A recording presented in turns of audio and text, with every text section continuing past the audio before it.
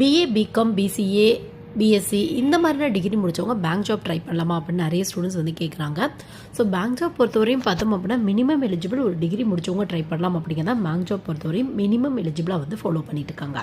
So பிஏன்னு இல்லை, நீங்கள் எந்த ஒரு டிகிரி கம்ப்ளீட் பண்ணியிருக்கீங்க அப்படின்னா கூட கண்டிப்பாக வந்து கவர்மெண்ட் பேங்க் ஜாப்பில் ஒரு 70-80% இருக்க ஜாப்க்கு கண்டிப்பாக வந்து உங்களுக்கு எலிஜிபிள் இருக்கும்.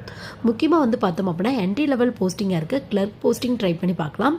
இல்லை எனக்கு ஸ்டார்டிங்லேயே ஆஃபீஸர் தான் வேணும் அப்படின்னு ஆசைப்பட்டீங்க அப்படின்னா பிஓ அப்படிங்கிற போஸ்டிங் வந்து இங்கே ட்ரை பண்ணி பார்க்கலாம்.